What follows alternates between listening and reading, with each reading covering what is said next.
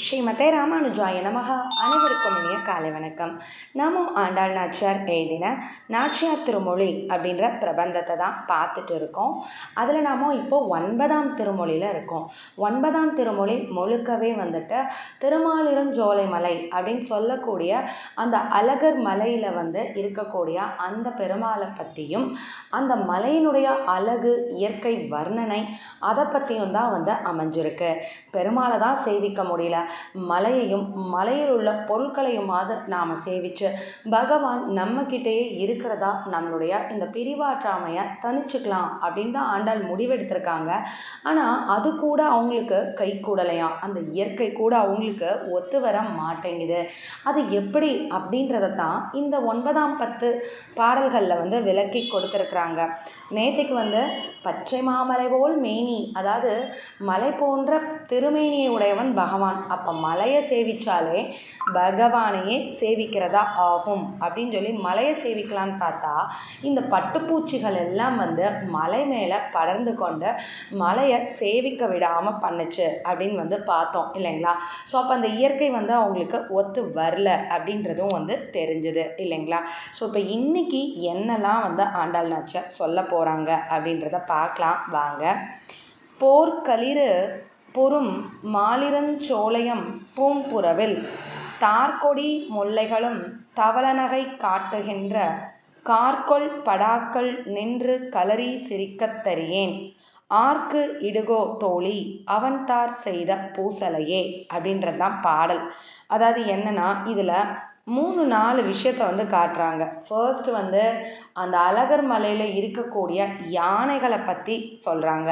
அதுக்கப்புறம் முல்லை கொடியில் முல்லை பூக்கள் பூத்து குலுங்குது, அதை சொல்கிறாங்க. அடுத்தது கார்கொள் படாக்கள் அப்படின்னா அது ஒரு வகையான கொடியாம், அந்த கொடியும் பூத்து குலுங்கிட்டுருக்கு, அதை பற்றியும் சொல்லி அதுக்கப்புறம் தன் தோழிக்கிட்ட தன் இயலாமையை விளக்க போகிறாங்க. இதில் என்னங்க இருக்கு? மலைனா பூ பூத்து தான் இருக்கும், மலைனா யானைகள் இருக்க தான் செய்யும். இதுக்கும் ஆண்டாளுக்கும் என்ன சம்பந்தம் அப்படின்னு பார்த்தீங்கன்னா, என்ன அப்படின்னா, அந்த அழகர் மலையில் ஆண் யானைகள் சண்டை போட்டுட்டு இருக்குதாம். ஸோ அப்படி ஒன்றுக்கு ஒன்று மத்தகத்தை வச்சு இடிச்சுக்கிட்டு ஆனந்தமாக இருக்குதான் இந்த ஆண் யானைகள்லாம். ஆனால் அந்த மலையில் உள்ள பெண் யானைகள் எப்படி இருக்குது அப்படின்னு பார்த்தா ரொம்ப வருத்தத்தோடு இருக்குதான். எதனால்? இந்த ஆண் யானைகள் பெண் யானைகளோட சேராமல் இப்படி அதுகளுக்குள்ள ஒன்றுக்கொண்டு விளையாண்டு கொண்டு இருக்குது. இந்த பெண் யானைகளை கண்டுக்கவே இல்லையா? அப்போது அந்த யானைகளை பார்த்தப்போ இவங்களுக்கு என்ன தோணுது அப்படின்னா, இப்படி தானே பெருமானும் நம்மோடு ஒன்று சேர்ந்து விளையாடுவதை தவிர்த்து விட்டு அவன் மட்டும் எங்கோ தனியாக இருக்கானே, இந்த ஆண் யானையைப் போல நாமும் இந்த பெண் யானையைப் போலையே வருத்தப்பட்டுட்டு இருக்கிறோமே அப்படின்னு சொல்லி ரொம்ப இன்னும் வருத்தம் அதிகமாயிடுச்சு ஆண்டாளுக்கு. வருத்தத்தை தணிக்கிறதுக்காகத்தான் அந்த அழகர் மலையவே பார்க்குறாங்க. ஆனால் அங்கே வருத்தத்தோடு இருக்கிற பெண் யானைகளை பார்த்தோன்னே தன்னுடைய வருத்தம் போலவே இந்த யானைகளும் இப்படி இருக்குதே அப்படின்னா அவங்களுக்கு வருத்தம் இன்னுமே அதிகமாச்சாம். அதுக்கப்புறம் அதிகமாச்சாம். ஸோ இப்போ முதல்ல யானைகளை பற்றி சொல்லிட்டாங்க. அதுக்கப்புறம் மாலிருஞ்சோலையம் பூம்புறவில் தார்கொடி முல்லைகளும் தவளநகை காட்டுகின்ற அந்த திருமாலிருஞ்சோலை அப்படின்ற அந்த அழகிய பூக்கள் மலர்ந்து இருக்கக்கூடிய அந்த சோலையிலே தார்கொடி முல்லைகளும் அப்படின்னா முல்லை கொடியாக தான் வளரும் இல்லையா? தார்கொடி அப்படின்னா காட்டில் பூத்திருக்கும் அப்படின்னு அர்த்தமாம். முல்லை அரும்புகள் என்ன செய்யுது அப்படின்னு பார்த்தா அழகாக பூத்து குலுங்கி சிரிச்சுக்கிட்டு இருக்கான். ஓகே, அது நல்ல சகுனம் தானே அப்படின்னு பார்த்தா அது ஆண்டாளுக்கு அப்படி இல்லையாம். என்ன அப்படின்னா, முன்னாடி தான் கண்ணனோட சேர்ந்து இருந்தப்போ இந்த செடிகள் சிரிக்கிறப்போ ரொம்ப ஆனந்தமாக இருந்தது. ஆனால் இப்போ ஆண்டாள் கண்ணனை பிரிஞ்சிருக்காங்க, கண்ணனோ வரல. ஆனால் இந்த செடி எள்ளி நகையாடுவதை போல அவங்களுக்கு தோணுதான். பார்த்தியா, உன் மணாளன் வரவே இல்லையே, கண்ணன் உனக்காக வரவே இல்லையே, இவ்வளோ தானா நீ செய்த பக்தி அப்படின்னு சொல்லி எள்ளி நகையாடுவதை போல இருக்கான். அந்த பூவை பார்க்க பார்க்க ரொம்ப அழுகையாக வருதாம். அந்த பூ தன்னை பார்த்து ஏளனமாக சிரிக்கிற மாதிரி ஆண்டாளுக்கு தோணுச்சாம்.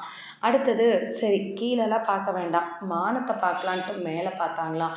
மேலே பார்த்தா ஃபுல்லாக மேகங்கள் நின்றுட்டுருக்குது. கார்கோல் படாக்கள் நின்று கலரி சிரிக்க, அதாவது என்ன அப்படின்னா கார்கொல் அப்படின்னா கார்னா மேகம் இல்லையா, கருத்த திருமேனி உடைய அந்த மேகங்கள் எல்லாம் அப்படியே சுற்றி சுற்றி திருமாலிருஞ்சோலையில் வந்துட்டுருக்குது. அந்த மேகங்கள் என்ன அப்படின்னா அழகாக மழையை வருஷிக்கிறதுக்காக காத்துட்ருக்கு.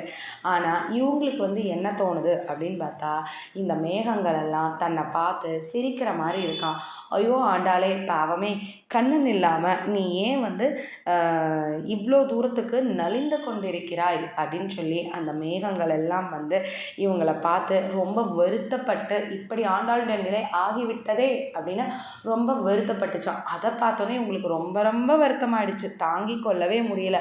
இந்த மாதிரி மேகங்கள் கூட நம்ம பார்த்து இப்படி பரிதாபப்படும் நிலையில் நாம் பரிதாபத்துக்குரிய நிலையில் நாம் இருக்கோமே அப்படின்னு சொல்லி ரொம்பவே வருத்தப்பட்டாங்களாம்.